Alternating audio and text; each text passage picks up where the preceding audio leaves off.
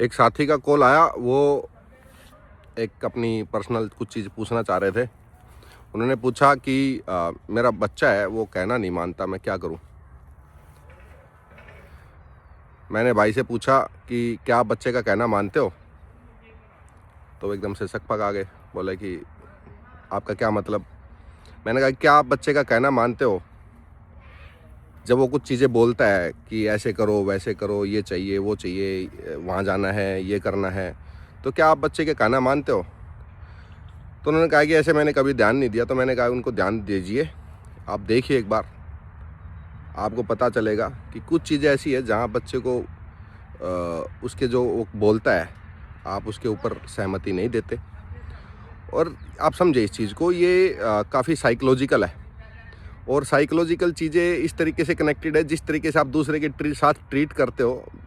ठीक है, वो आपका बच्चा है, लेकिन है तो वो एक सेपरेट आइडेंटिटी, एक अलग व्यक्तित्व है उसका, एक अलग तरीके से उसका खुद का दिमाग है, खुद की साइकोलॉजी है।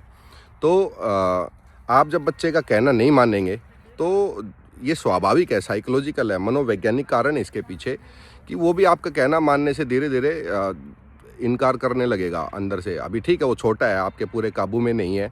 आप उसको मार सकते हो, डांट सकते हो, धमका सकते हो, वो कुछ नहीं कर पाएगा। लेकिन कुछ समय के बाद में जैसे जैसे वो बड़ा होगा, ग्रो होगा, तो उसको भी पता चलेगा कि ठीक है, अब मैं भी बलशाली हो गया। ठीक है, तो धीरे धीरे वो इग्नोर करना स्टार्ट कर देगा। और जनरली ऐसा होता है, बहुत सारे माँ बाप जो 50s 60s में पहुंच जाते हैं, उनके बच्चे जब मैरिड हो जाते हैं तो वो उनको इग्नोर करना स्टार्ट कर देते हैं, क्योंकि कारण यही है, वहीं से ही डेवलप होता है बच्चे के अंदर, क्योंकि आपने बच्चे को बचपन में उसकी जो चीज़ें थी वो पूर्ति नहीं कराई। सभी की सभी चीज़ों पे सहमति नहीं दी जा सकती। बच्चा है, उसको नहीं होगी उतनी समझ, लेकिन आप एक चीज़ समझिए, आज आप उसको सभी चीज़ें करने से रोकते हो और वो रुक जाता है, लेकिन क्या आपको पता है कि आप उसकी प्रॉब्लम्स को सुलझाते हो आज तो, और उसको खुद प्रॉब्लम्स में नहीं आने देते, क्योंकि आप उसके सभी ऐसे डिसीजंस को रोक लेते हो जो उसको प्रॉब्लम में आने दे सकते हैं।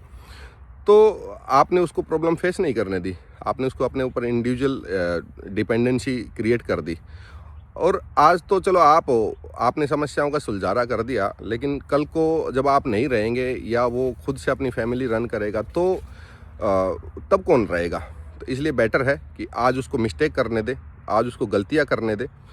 आज वो कोई भी गलती करता है, करेगा करेगी, तो उसको आप एक तरीके से बैकअप कर सकते हैं।